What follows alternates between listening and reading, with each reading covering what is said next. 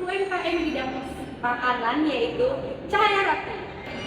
Yuk kita lihat proses produksinya. Stay tune. Assalamualaikum warahmatullahi wabarakatuh. Perkenalkan Bapak, saya Amanda Permatasari. Saya berasal dari Politeknik Negeri Lampung. Saya mahasiswa Prodi Akuntansi Perpajakan. Di sini kedatangan saya adalah untuk mewawancarai Bapak terkait tentang produksi. Mungkin dari pertanyaan saya yang pertama, berapa sih Pak jumlah yang dihasilkan dalam produksi ini dalam satu bulannya? Satu bulan apa satu hari? Satu hari dan satu bulan. Kalau misalnya kan begini, kalau satu hari kita bisa dikalkulasi, lu berarti per hari sekian kali sekian, gitu loh. Misal nih kita produksi per harinya 7 kilo terigu, 7 sak terigu, gitu loh. Berarti selama sehari itu 7 kali 30, jumlahnya ketahuan berapa per bulannya, kan kayak gitu. Tiap hari segitu, kadang naik, kadang turun. Gitu. Ini usaha Bapak kalau boleh tahu dari tahun berapa? Saya udah 20 tahun usaha, berarti 94 apa 2004 ya? 2005. 2005. Berarti udah 10 tahun ya? 20 tahun. Ya. Biasanya kan kalau kita ngejalanin usaha kan pasti ada kendala ya Pak dalam mungkin produksinya, mungkin di bagian lain-lainnya. Ya pasti ada, namanya usaha itu nggak ada ceritanya orang usaha itu mau lurus terus. Iya. Pasti ada jatuh bangunnya. Satu kadang-kadang pas musim apa itu kan ada kendala juga. Kalau roti kalahnya di musim buah, kalau buah itu banyak, roti sepi. Tuh, jadi kita harus punya siasat. Kalau bulan ini nih musim buah, kita harus apa yang harus kita tambahin lagi produk kita biar stabil lagi gitu. Kalau kita monoton kayak gitu ya bisa agak inilah kayak gitu. Ini kan dalam usaha roti ya Pak. Kira-kira bahan utamanya apa sih Pak yang Terigu. Terigu. Dari yang terigu itu untuk biaya lainnya Pak? Ya. Yang lainnya? Ya kalau sebenarnya kalau misalnya di roti ini banyak ininya, bahan bakunya. Kita kan racik di situ. Dari minyak pada, dari pengembang, dari susu, telur, itu kan banyak di situ. Jadi kita diolah di situ, rasa kita udah kita ini. Jadi kita cara ngitung resep itu per kilo. Jadi sekilo ini terigu berapa, sekilo terigu gulanya berapa, garamnya berapa, susunya berapa. Nanti kalau suatu waktu kita bikin banyak, ya tinggal dikaliin, misal 10 kilo. Oh, gula 200 ya kali 10 kan kayak gitu. Ya kayak gitu semua. Ini prosesnya gitu. Terus kalau misalnya di bagian ini ya Pak, kayak karyawannya, itu yang terlibat berapa orang? Ya, kalau karyawan saya semua terlibat. Saya nggak mau sayang ilmu, biar dia suatu saat punya keluarga pindah jauh dia bisa usaha sendiri. Kalau dari kapasitas orangnya yang dipakai berapa orang? Tergantung produksi kalau itu. Semakin banyak produksi ya semakin banyak kita butuhin karyawan. Oh berarti karyawannya dia ganti terus ya Pak orang yang pertama? Enggak. Ya setiap hari, tapi kalau misalnya produksi kita nambah, kita cari karyawan nambah. Oh.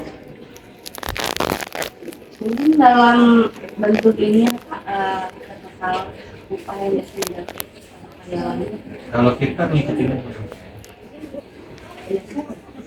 ya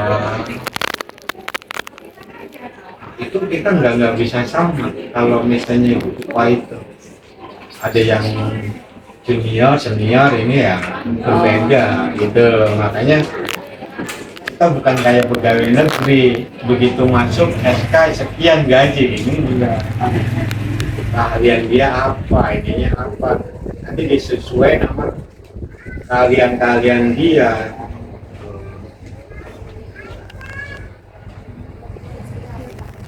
Untuk yang dari biaya listrik ini ini berapa per bulan ya?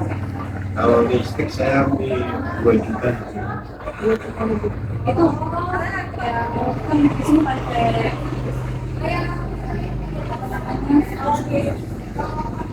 Mesin. mesin ya, pakai mesin. Jadi itu bonus di mesinnya gitu ya Pak? Ya sebenarnya itu ngikutin semua, bukan di mesin aja boros. Semua kan pemakaian di situ ya disetandarin semua. SOP saya kayak gitu.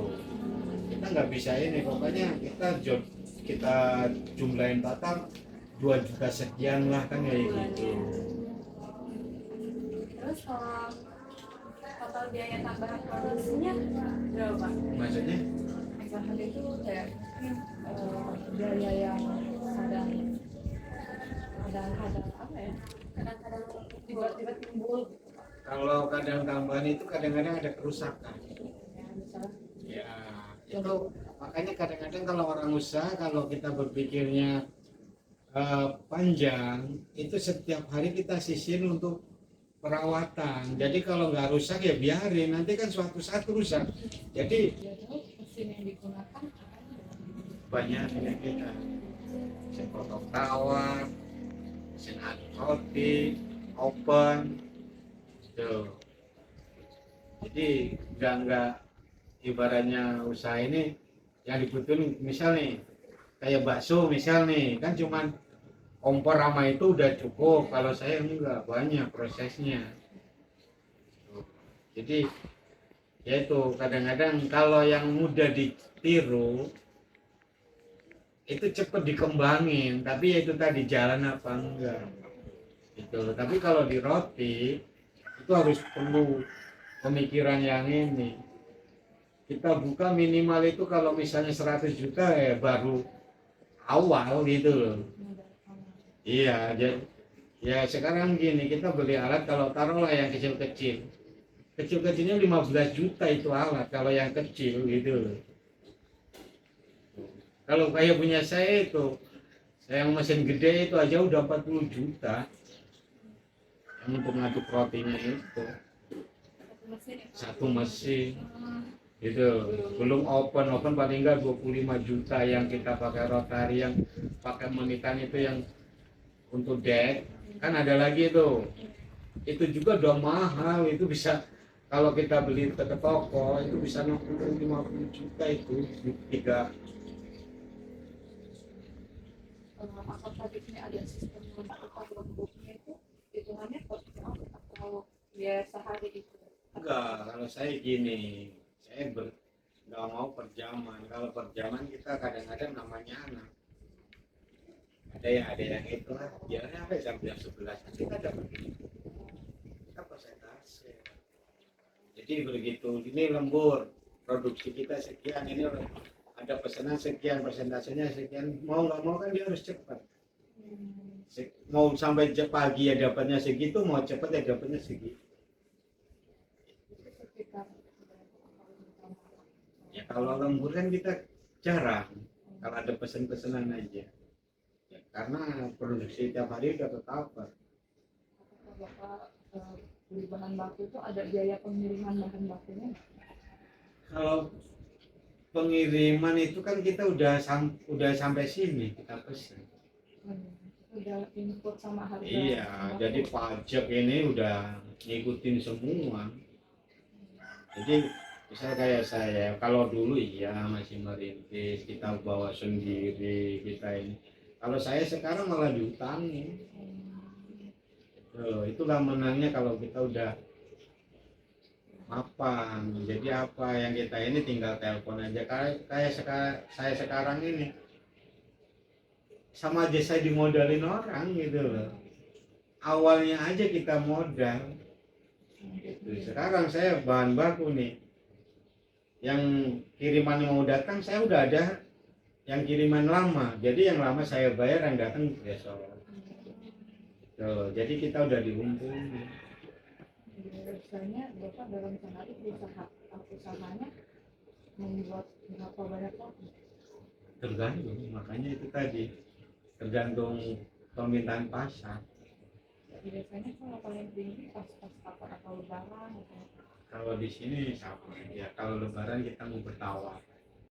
Kalau covid itu kan waktu itu banyak yang di lockdown sih, Iya. yang gawe cuman separoh karena nggak mampu bayar. Kalau saya sebaliknya, angguran saya nggak dapet duit tapi anak-anak gawe. Kenapa yang saya pikirin, anak-anak kadang-kadang ngambil motor, ngambil ini, kalau nggak sampai kebayar, Iya. kan kasihan. Itu prinsip saya, biarin saya untuk selama covid itu saya cuma cukup untuk makan, nggak dapat hasil, nggak apa-apa, yang penting karyawan saya tertutup semua. Bapak kan kerja sama program MBG itu ya Pak? Itu Kalau saya nggak kerja sama, saya prinsipnya gini, ada yang kesini saya terima, saya nggak mau berpatokan. Sebabnya kadang-kadang nih kita mau mitra salah satu MBG, ya kalau dia mesen, kalau enggak saya nganggur. Iya. Itu makanya saya siapa yang cepet ya saya terima. Tuh. Terus dalam produksi kan biasanya ada Pak. Hmm. Biasanya dalam sehari bisa ada berapa? Kalau bahkan Ya, dalam sehari nggak makanya sama saya sekali. Ya? paling ada 1-2 paling yang dimakan rusak. Anak-anak yang gawe. Itu biasanya rusaknya apa dalam bentuknya atau karena sumber? Kadang-kadang kesenggol, jatuh, itu aja. Gitu. Makanya kan saya gini, makanya kita punya usaha harus kejam sama karyawan, dalam arti kejam apa, biar dia hati-hati gitu loh, jadi nggak sembrono. Jadi kalau itu fatal, misal kayak saya ini manggang 1 tawar itu 1 open, ya kan, Iya. misalnya sampai jatuh tawar saya ke situ kan berarti ada orang yang manggang, itu saya harus ganti. Jadi dia kalau misalnya nggak kayak gitu, nanti saya cuma habis dibuangin kayak gitu, gitu loh. Nah, pelajaran ya itu tadi, sekali kena berarti kan dia berpikir panjang. Waduh, kalau saya nggak hati-hati habis dong gaji saya, kan kayak gitu. Jadi ya itu tadi, untuk kita ngasih efek jerah ya harus kayak gitu. Jadi makanya roti saya jarang ada yang rusak, jarang ini, ya itu tadi. Kalau 1-2 mah wajar tuh dimakan.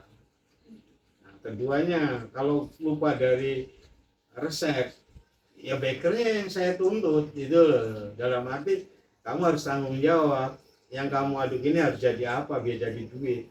Walaupun nggak dapet untung, yang penting pulang modal. Tuh, jadi semua ada ininya semua.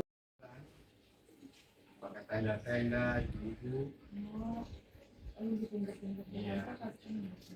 Kalau yang di pinggir-pinggir itu tahu Kan gini, kalau punya saya kan masa ininya kan 3 hari roti itu. Kan pedagang juga tahu yang rame yang mana, yang sepi yang mana, gitu loh. Biasanya nih, yang masih apa di situ itu jangan dipesan, kita bisa jual lagi. Minimal udah 3 hari kita nggak berani jual. Ya kalau dimakan langsung masih ini, takutnya cuman ini beli yang 3 hari dibawa ke Jakarta atau kemana. Kan tapi jarang yang mau ini. Gimana Bapak buat satu produk dari yang bahan-bahan itu? Maksudnya? Jadi Bapak menentukan harga satu produk itu kayak roti tawar berapa, itu Bapak menghitungnya itu dari segi apa-apa? Ya kalau roti tawar mah itu kan cuma terigu sama ini aja.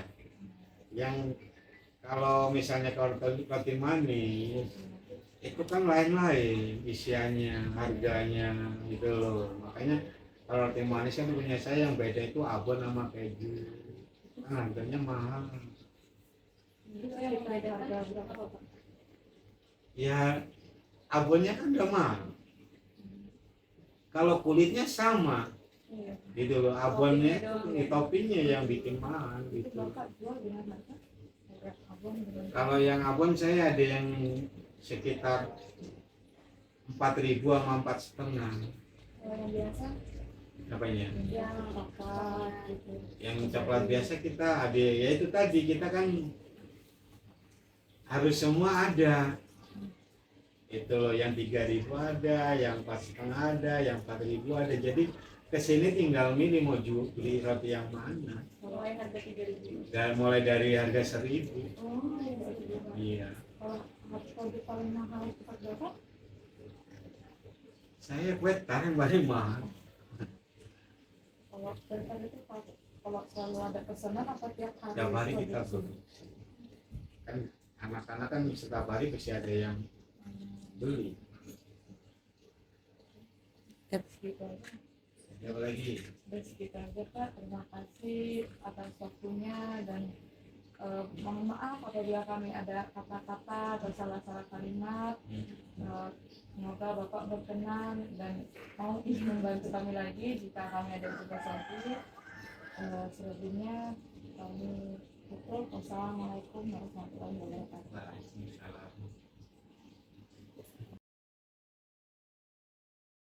Baik, assalamualaikum warahmatullahi wabarakatuh. Di sini saya akan mempresentasikan isi dari makalah yang sudah kami buat, yaitu yang disusun oleh Amanda Permatasari, adalah Mutia Saputri, Elisa Anggun, Helvira Devayana Agustin, Natasha Ayudia, dan Rehan Cesario.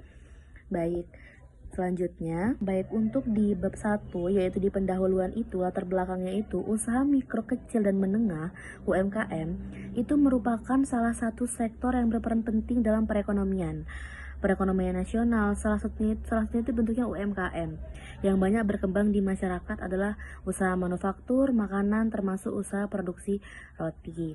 Baik, untuk pembahasannya itu, untuk gambaran usaha umum itu, UMKM Cahaya Roti merupakan usaha manufaktur di bidang makanan yang bergerak dalam produksi roti rumahan.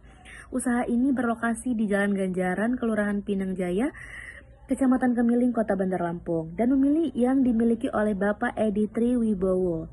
UMKM Cahaya Roti memproduksi berbagai jenis roti, seperti roti manis dan roti isi yang dipasarkan kepada masyarakat sekitar. Usaha ini dijalankan dengan sistem produksi harian, sesuai dengan permintaan pasar. Proses produksi dilakukan secara bersederhana dengan melibatkan bahan baku utama berupa tepung terigu dan bahan baku pendukung lainnya. Baik, untuk bahan baku dan tenaga kerja itu, bahan baku itu merupakan komponen utama dalam proses produksi UMKM Cahaya Roti karena secara langsung membentuk produk roti yang dihasilkan. Bahan baku yang digunakan dibedakan menjadi bahan baku utama dan bahan baku pendukung. Bahan baku utama itu meliputi tepung terigu, gula pasir, telur, margarin, sedangkan bahan baku pendukungnya itu seperti susu, ragi, selai, serta bahan tambahan lain yang digunakan untuk memberikan variasi rasa yang berkualitas pada roti. Untuk tenaga kerja langsungnya ini pada UMKM Cahaya Roti adalah tenaga kerja yang terlibat secara langsung dalam proses roti, mulai dari penyiapan bahan, proses pengadonan, pembentukan adonan, pemanggangan, hingga pemasaran produk. UMKM Cahaya Roti memperkerjakan 5 orang tenaga kerja langsung dengan sistem gaji bulanan. Setiap tenaga kerja menerima gaji sebesar Rp2.500.000 per bulan, sehingga total biaya tenaga kerja langsung yang dikeluarkan UMKM Cahaya Roti dalam 1 bulan adalah Rp12.500.000. Jumlah tenaga ini disesuaikan dengan kapasitas produksi agar proses produksi dapat berjalan secara efektif dan efisien. Untuk bab 4 penutup itu, kesimpulannya, berdasarkan hasil pembahasan dan dapat disimpulkan bahwa usaha produksi roti ini merupakan UMKM manufaktur yang telah beroperasi cukup lama sejak tahun 2025 dan mampu bertahan hingga saat ini dengan bahan baku utama tepung terigu serta dukungan mesin dan oven. Usaha ini merupakan produksi roti setiap hari meskipun jumlah produksinya fluktuatif. Namun, usaha ini juga menghadapi berbagai tantangan seperti tingginya biaya listrik, kendalanya produksi pada musim tertentu, serta dampak pandemi COVID-19. Pengelolaan tenaga kerja dan pantauan kualitas produksi menjadi faktor utama paling penting menjaga keberlangsungan usaha. Baik, untuk sarannya itu, disarankan agar pemilik usaha dapat melakukan efisiensi penggunaan listrik, serta meningkatkan strategi pemasaran untuk menghadapi penurunan permintaan pada musim tertentu. Selain itu, pencatatan biaya cadangan untuk kerusakan sebaiknya dilakukan secara lebih terstruktural agar kondisi keuangan usaha dapat terkontrol dengan baik. Saya Rehan Cesario dengan NPM 247544027 dari kelas 3 Akuntansi Perpajakan semester 3. Di sini saya akan menjelaskan rincian biaya produksi UMKM Cahaya Roti dalam 1 bulan. Nah, di sini ada daftar bahan dan harganya. Di sini ada bahan baku. Yang pertama ada tepung terigu, gula pasir, telur, margarin, susu, ragi, selai, dan bahan pendukung. Nah, tepung terigu itu sebulan bisa habis 500 kilo dengan harga per kilonya itu 12.000. Jadi di sini biaya per bulan untuk tepung terigu itu 6 juta.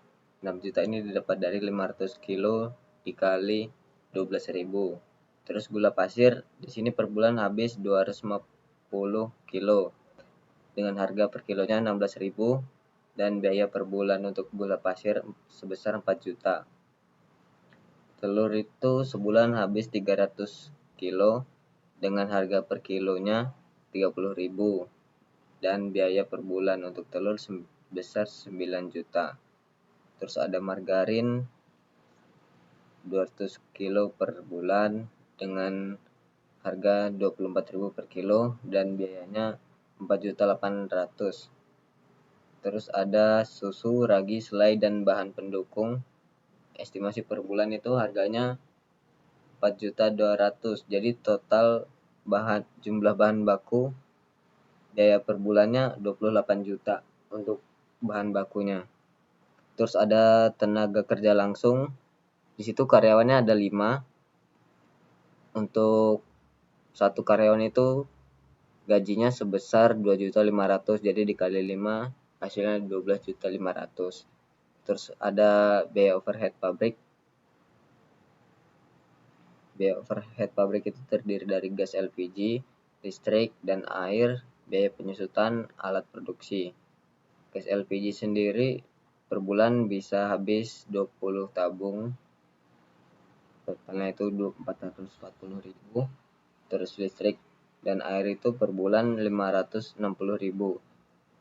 Biaya penyusutan alat produksi estimasinya 500.000. Jadi jumlah BOP-nya itu 1.500.000. Terus total biayanya itu 42 juta. Ini hasil seluruh biaya per bulan dijumlahin. Nah, di sini ada perhitungannya.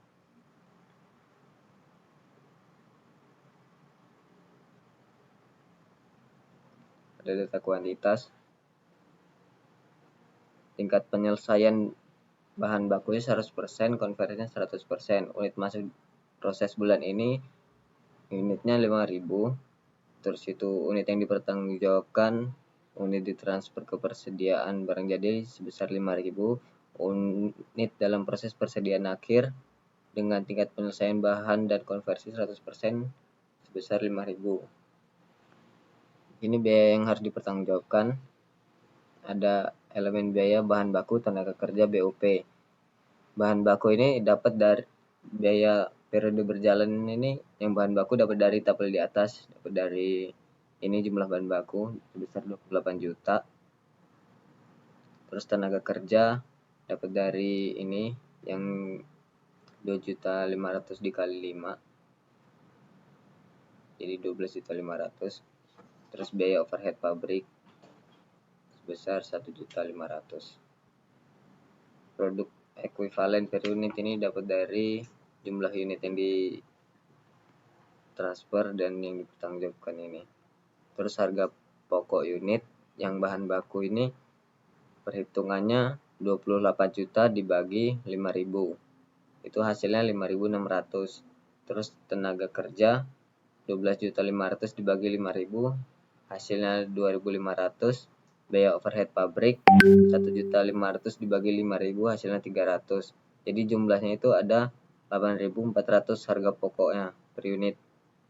Terus biaya yang dipertanggungjawabkan, biaya ditransfer ke persediaan barang jadi, itu ada dari data di atas ini 5.000. dikali 8.400. 8.400 ini dari harga pokok per unit. Jadi 5.000 dikali 8.400 hasilnya 42 juta. Jadi di sini hasil akhirnya jumlah biaya yang diperhitungkan sebesar 42 juta untuk 1 bulan. Terus selanjutnya bab 3, permasalahan. Permasalahan produksi. Kendala utama dalam proses produksi terjadi pada musim buah, di mana permintaan roti cenderung menurun karena masyarakat lebih memilih mengkonsumsi buah-buahan.